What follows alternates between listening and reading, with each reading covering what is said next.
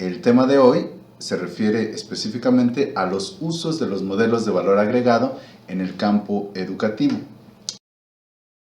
En esta imagen pueden ver el mapa de este módulo y como ustedes recordarán, como ya mencioné varias veces, este es el módulo sobre modelos de valor agregado y como ustedes recordarán lo dividimos en tres temas. En el primer tema que que vimos, revisamos los antecedentes, el surgimiento y el desarrollo de los modelos de valor agregado. Tal vez recordarán que dijimos que estos modelos surgen o se popularizan en un contexto en el que se venían dando la descentralización en términos generales, pero por supuesto también en el ámbito educativo. Y bueno, esto acompañado de una política o de políticas de rendición de cuentas para las escuelas y la necesidad que esto tenía para evaluar el desempeño de estas escuelas. Después vimos que se utilizaron en una primera instancia pruebas estandarizadas, es decir, la misma prueba para todos los alumnos, y se trató en una primera instancia de comparar las escuelas con base a los resultados promedio de los alumnos en estas pruebas estandarizadas. Pronto nos dimos cuenta, los investigadores, los practicantes se dieron cuenta de que esto tenía limitaciones y entonces fue cuando se diseñaron los modelos de valor agregado, que básicamente lo que hacen es descontar todos aquellos factores que la escuela no es responsable sobre los que no tiene ningún control, pero que afectan al desempeño de los alumnos, para estimar el valor que las escuelas o los profesores añaden al progreso escolar de sus alumnos. Después, en el segundo tema, los métodos para crear estas medidas o modelos de valor agregado, vimos que hay diferentes formas de hacer esto, particularmente la parte de cuáles son las cosas que se van a descontar del aprendizaje de los estudiantes, cuáles son esas cosas que la escuela, sobre las cuales la escuela no tiene control, pero que afectan el desempeño de los estudiantes. Y vimos que estas pueden ser diferentes cosas de acuerdo al contexto, de acuerdo a la escuela, de acuerdo al país, pero básicamente siempre incluían el aprendizaje anterior, es decir, lo que los alumnos ya sabían antes de comenzar el periodo que se esté evaluando, y características del contexto del alumno, principalmente características sociodemográficas y socioeconómicas, como pudiera ser el sexo del alumno, la edad, si es un alumno repetidor, y también cuestiones como si la escuela es pública o privada, urbana o rural, etcétera, etcétera, ¿no? Y ahora, una vez que hemos visto esto, en este tema nos vamos a centrar en los usos y aplicaciones de estos modelos de valor agregado. En este caso vamos a hablar específicamente en el contexto internacional, y el último trabajo, el ensayo final, que ya se les dará instrucciones pronto, nos vamos a enfocar en el contexto nacional. De acuerdo con la literatura, los usos de los modelos de valor agregado en el campo educativo se pueden agrupar en tres muy amplios objetivos relacionados con políticas públicas. Y bueno, por supuesto hay más, pero en términos muy generales se pueden agrupar en esos tres ámbitos, ¿no? El primero son los procesos de mejora escolar, es decir, estos modelos, la información que se produce en estos modelos se puede utilizar para la mejora escolar, para la mejora de los procesos educativos en la escuela. Se puede utilizar también como parte de un sistema de rendición de cuentas, y en este caso, esta información no es tanto para las escuelas, sino para los tomadores de decisiones públicas en el ámbito administrativo, como podría ser la Secretaría de Educación Pública o la Secretaría de Educación en los estados, etcétera, etcétera, ¿no? Y también estos modelos se pueden utilizar para la elección de escuelas. Y esta información para la elección de escuelas se utiliza principalmente por las familias. Estos tres usos, estos tres grupos en los que agrupamos los usos de los modelos de valor agregado, se han obtenido de lo que otros países han hecho con ellos.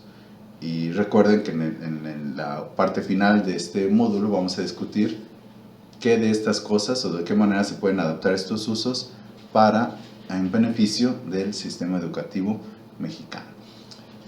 Pero vamos a hablar un poco más a detalle. Cuando decimos que se pueden utilizar o que se han utilizado para los procesos de mejora escolar, por supuesto el principal usuario de los modelos en este ámbito es la escuela. Y bueno, la información que se genera con estos modelos de valor agregado, cuando se trata de mejorar los procesos escolares, es información que permita comparaciones en el tiempo, es decir, que permita a una escuela compararse consigo misma en puntos anteriores en el tiempo, que permite a una escuela saber si ha mejorado o empeorado a lo largo del tiempo, a lo largo de los años o los ciclos escolares. También es importante que esta información que se genere permita a esta escuela compararse con otras escuelas similares. ¿Para qué?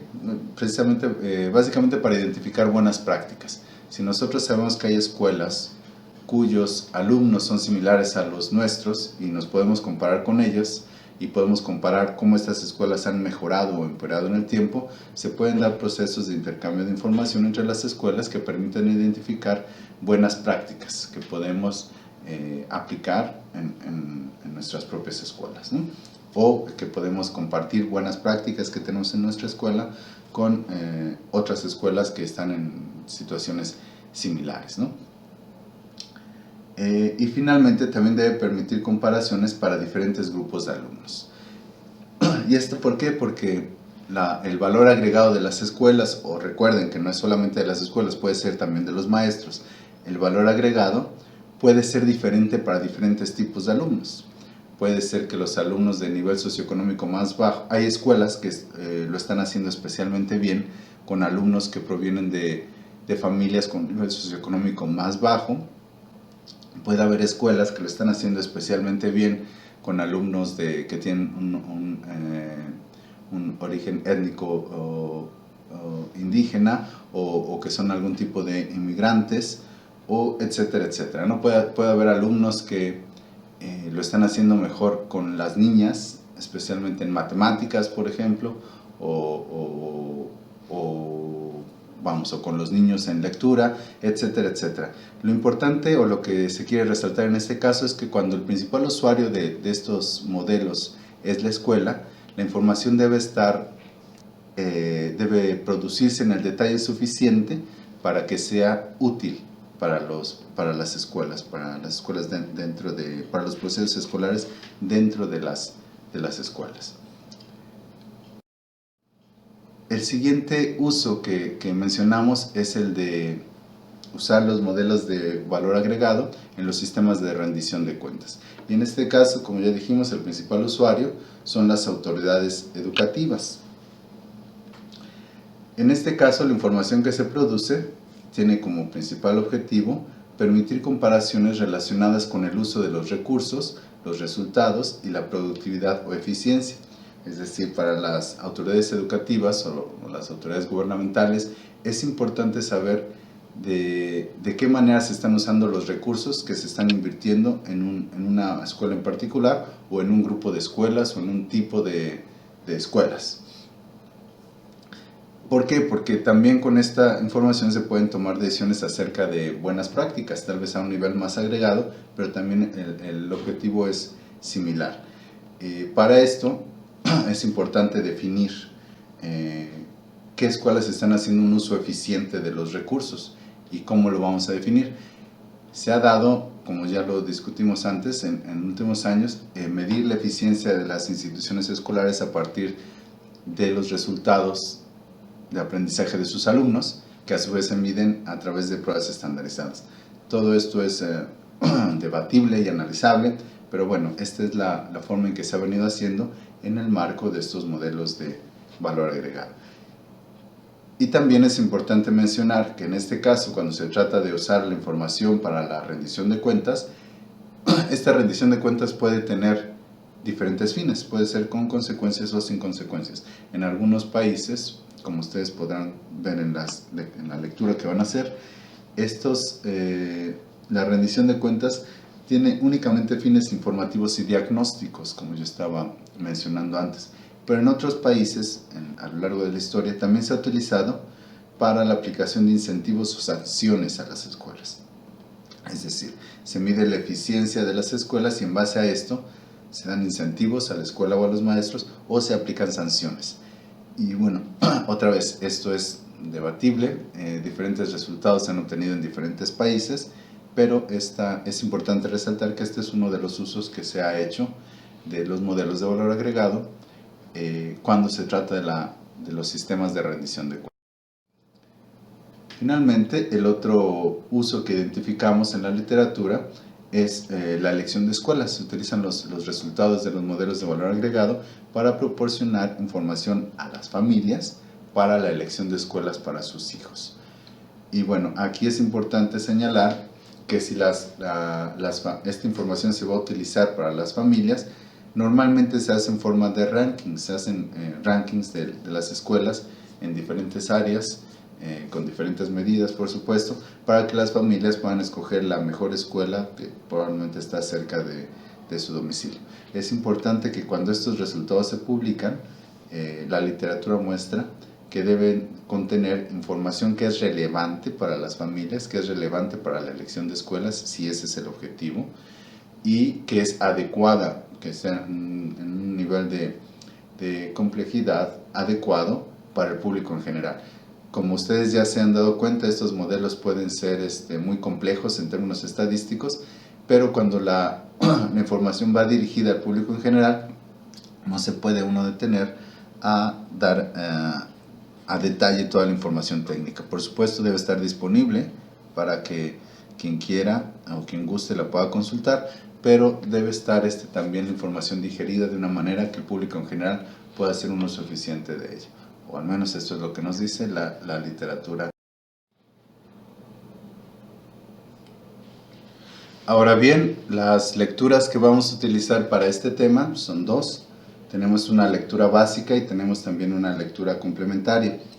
La lectura básica va a ser la introducción y el capítulo número 1, únicamente las páginas de la 9 a la 40, de un documento producido por la OCDE, la Organización para la Cooperación y el Desarrollo Económicos, que se titula La medición del aprendizaje de los alumnos, mejoras prácticas para evaluar el valor agregado de las escuelas, editado por la misma OCDE, publicado por la misma OCDE. Este trabajo es tal vez interesante mencionar que es uno de los resultados de un acuerdo entre la OCDE y el Gobierno de México que se titula Acuerdo para la Mejora de la Calidad de la Educación en México, y que contuvo diferentes acciones y diferentes resultados, pero este es uno de ellos. Entonces está diseñado para que el gobierno mexicano, para que las autoridades mexicanas aprendan de la experiencia en otros países del uso de este tipo de modelos. Y este documento contiene ejemplos prácticos de 13 diferentes países. Entonces yo creo que nos puede dar una idea muy clara, muy comprensiva de cómo se han utilizado estos modelos en diferentes países a lo largo del tiempo. Y la lectura complementaria corresponde a un artículo cuyo autor es Martínez Arias, que se titula Usos, aplicaciones y problemas de los modelos de valor añadido en educación. Este es un artículo de corte más científico que se publicó en la revista Educación en 2009. Y bueno, esto es todo por mi parte. Muchas gracias por su atención y nos vemos en el próximo tema.